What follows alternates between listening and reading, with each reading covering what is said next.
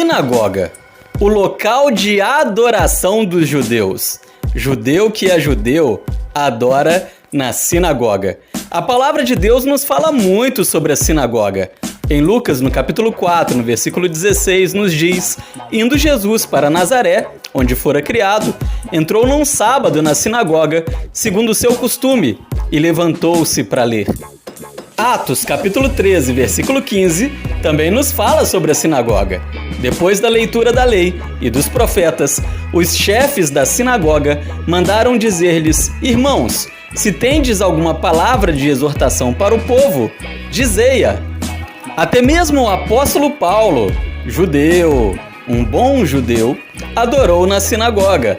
Atos 13, 13 a 14 nos fala sobre isso. E navegando de Pafos, Paulo e seus companheiros dirigiram-se a Perge, na Panfilha. João, porém, apartando-se deles, voltou para Jerusalém. Mas eles, atravessando de Perege para Antioquia da Prisídia, indo num sábado à sinagoga, assentaram-se. Ou seja, segundo esses textos, parece que sinagoga é realmente coisa de judeu, não é verdade? Mas você sabia que as sinagogas deixaram um grande legado, uma grande herança para o cristianismo? Sinagoga significa assembleia. E sinagoga pode ser entendida como a mãe das igrejas. É claro que sinagogas ainda existem hoje, né? As sinagogas são os templos de adoração dos judeus. Mas nós sabemos que nós somos uma religião judaico-cristã. A nossa cultura, ela é herdada da cultura judaica. E é muito interessante dizer que a sinagoga, ela realmente é a mãe das igrejas. As sinagogas, elas surgiram durante o cativeiro babilônico. Você sabe que a terra do povo de Deus havia sido conquistada pelos babilônicos, o povo levado para uma terra estranha, e acontecia que eles não tinham como adorar no templo. O povo de Deus gostava de adorar no templo, não é verdade? Mas o templo havia sido destruído. Você se lembra que mais tarde Neemias, ele vai para Jerusalém reconstruir os muros e também reconstruir o templo. Mas naquele momento era impossível, por eles estarem em terra estranha e também porque o templo havia sido destruído. E agora? Como que o povo iria fazer para adorar? Eles estavam com um grande problema nas mãos. O povo não queria deixar de adorar ao Senhor e eles precisariam então se reinventar. Então pensa comigo, lá em Jerusalém, o povo de Deus estava acostumado a adorar ao Senhor em um templo santuoso, um templo lindo, enorme, gigantesco. Mas agora eles eram escravos, né? Eles estavam no cativeiro. Mas eles queriam continuar adorando ao Senhor, porque apesar deles estarem no cativeiro babilônico, eles tinham liberdade naquele lugar para manter a sua adoração. Já era algo que contava a favor deles. Então eles tiveram uma ideia. Eles começaram a abrir pequenas casas, pequenos galpõezinhos, e chamaram aqueles lugares de assembleia, chamaram aqueles lugares de sinagoga. Ou seja, antes do cativeiro babilônico, todo o povo adorava em um lugar só, no grande, enorme e suntuoso templo de adoração, o templo do Senhor. Mas agora eles estavam adorando em diversos lugares.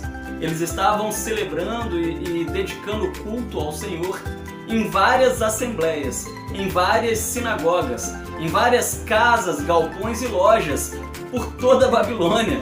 Era ou não era o surgimento das igrejas? A grande verdade é que as sinagogas ainda existem, mas as igrejas têm muito da sinagoga dentro de si também. Um fato muito curioso é que quando você estava na sinagoga, a sinagoga era um local de adoração leigo.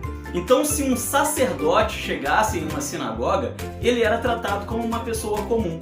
Nós sabemos que no templo ele era reverenciado, né? Ele tinha todo um destaque, tinha funções especiais. Claro que na sinagoga ele ainda chamava a atenção, as pessoas reconheciam, né? Poxa, tem um sacerdote entre nós, traga a palavra hoje. Coisas assim aconteciam. Mas o sacerdote em uma sinagoga, ele era visto como um comum do povo. Apenas mais um servo do Senhor no meio dos seus irmãos. Era o surgimento da igreja. Nós estávamos caminhando para isso, porque Deus não faz acepção de pessoas. Pastor, ovelha, porteiro, diácono, zelador, nós somos todos iguais, né? Não há distinção dentro da igreja. É interessante também que na época de Cristo, né, agora já voltando para Jerusalém, o templo já havia sido reconstruído, mas as sinagogas permaneceram, né? Então o povo não adorava mais apenas no templo. Há uma estimativa que nos dias de Jesus existia em média 500 sinagogas em Jerusalém, ou seja, era a mãe das igrejas, né? Era um apontamento para o que estava por vir. Hoje existem muito mais igrejas do que sinagogas, né? E é por isso que eu digo que as sinagogas são a mãe das igrejas. Os judeus continuaram o seu caminho dentro do judaísmo e ainda cultuam na sinagoga. Mas os judeus que se tornaram cristãos, né, no dia da ressurreição de Cristo, num domingo pela manhã, e com a descida do Espírito Santo também mais à frente, caminharam para a inauguração da igreja. Deixou-se de adorar no sábado, porque Cristo ressuscitou no domingo, nós sabemos disso. Isso modela a igreja, né, no formato que nós conhecemos.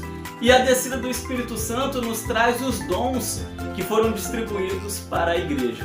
É interessante dizer, meus irmãos, que o nosso Cristo, ele aprova as igrejas, não é? Ele é a igreja, ele é a cabeça da igreja. Mas uma das provas que Cristo aprova a igreja é que o apóstolo Paulo, ele nos diz aos Romanos que nós não devemos deixar a congregação como é costume de alguns, né? E nem podemos dar essa desculpa, porque as sinagogas deixaram um legado para nós. Existem milhares de igrejas espalhadas por aí. A minha cidade, a Volta Redonda, tem igreja em cima de igreja, não é? Eu já vi igreja de frente para igreja do lado da igreja. Enfim, é a palavra de Deus se espalhando por toda a terra e o cumprimento de uma profecia. Essa palavra chegará em toda a terra, então virá o fim.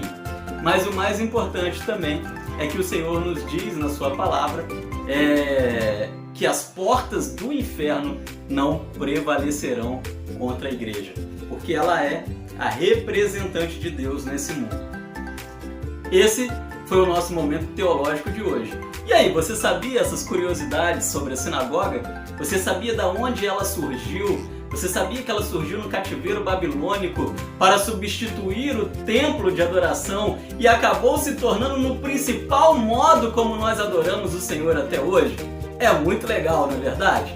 Que bom que você gostou. Então nós vamos nos vendo por aqui nos nossos momentos teológicos, agora apenas no sábado que vem. Até lá!